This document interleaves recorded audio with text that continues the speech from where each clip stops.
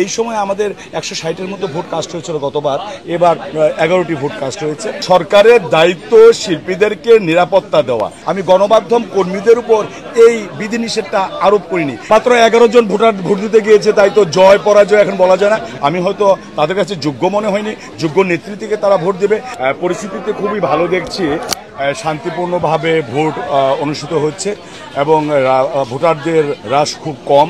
এবার ভোটারের উপস্থিতি এই মুহূর্তে কম দেখছি, কম হওয়ারও কারণ আছে। কারণ হলো যে এখন রৌদ্রের তাপ খুব বেশি। আর আমি যখন ভোট করেছিলাম গত বছর, আমি প্রধান নির্বাচন কমিশনার ছিলাম, তখন শীতের মধ্যে ভোটটা এসেছিল। আর আমার প্রচারণা এভাবে করা হয়েছিল 1 মাস আমাদের আপনাদের মাধ্যমে, লাইভ প্রোগ্রামের মাধ্যমে। তাই ভোটাররা আকৃষ্ট হয়েছিল এবং তারা ভেবেছিল যে ভোট দিতে আসবে। এখন এই সময় আমাদের 160-এর মতো ভোট কাস্ট হয়েছিল গতবার, এবার 11টি ভোট কাস্ট হয়েছে। তবে আমরা জানি যে মানে ইয়ের পর মানে নামাজের পর সবাই আসবে। এই শিল্পীরা কিন্তু একটা অ্যাসেট, এটা কিন্তু সরকারের দায়িত্ব শিল্পীদেরকে নিরাপত্তা দেওয়া। সরকারকে নিরাপত্তা দেওয়ার জন্যই কিন্তু এত পুলিশ বা এত আইন প্রয়োগকারী সংস্থা এসেছে। আপনারা জানেন সারা বাংলাদেশে 18 কোটি মানুষ আছে, কিন্তু আমাদের চলচ্চিত্র শিল্পী হলো 570 জন। তাই তাদের নিরাপত্তা দেওয়া সরকার সবসময় আগ্রহ, এবং সরকার এই নিরাপত্তার ব্যবস্থা করেছে। আর আরেকটা হলো, যারা সেলিব্রিটি তাদেরকে মানুষ সামনে থেকে দেখার একটা আগ্রহ থাকে, সেই আগ্রহ যেন তার জীবনের প্রতি হুমকি না হয়, এর জন্য এই ব্যবস্থা। নিরাপত্তাটা আমি ইতিবাচকভাবে দেখি, দিন যাবে নিরাপত্তা আরও বাড়বে।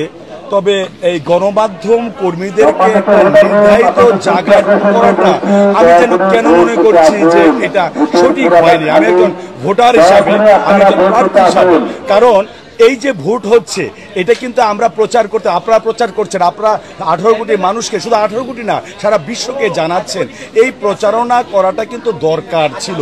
এই প্রচারণা না হলে কিন্তু এই যে আপনার মাধ্যমে জানছে, আপনাদের মাধ্যমে জানছে যে ভোটার এখন কম আসছে, তারা আসবে ভোট দিতে। তাই এই প্রচার গণমাধ্যমে কিন্তু, আমি গতবার প্রধান নির্বাচন কমিশনার ছিলাম, এর আগে আমি 10 বছর নির্বাচন কমিশনার ছিলাম। আমি গণমাধ্যম কর্মীদের উপর এই বিধিনিষেধটা আরোপ করিনি, কেন গণমাধ্যম কর্মী কিন্তু আমাদের বৈরী নয়, আমাদের শত্রু নয়, আমাদের বিপক্ষ নয়। গণমাধ্যম আছেই বলে কিন্তু আমরা আজকাল শিল্পী, আমাদেরকে মানুষ জানছে।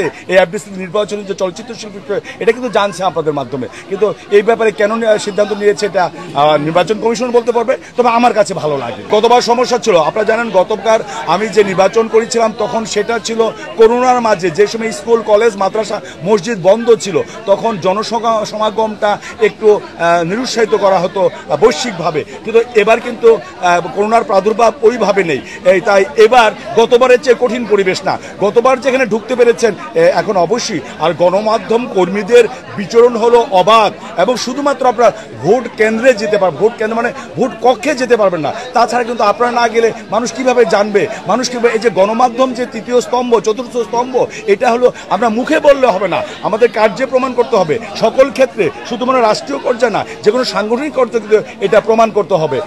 এটা আমার কাছে ভালো লাগেনি। মাত্র 11 জন ভোটার ভোট দিতে গিয়েছে, তাই তো জয় পরাজয় এখন বলা যায় না। আমি আবারও বলেছি যে আমরা শিল্পীদের মাঝে নেই কোনো বিভেদ। নির্বাচন শেষে আমরা সবাই এক। এখন 5টা পর্যন্ত 2টি প্যানেল আছে, 5টার পরে কিন্তু আমরা সব শিল্পী সমিতির সদস্য। তাই আমি এখন বলবো যে ভোট সঠিকভাবে হচ্ছে, জয় পরাজয় মেনে নেব। আমি যদি পরাজিত হয় মেনে নেব।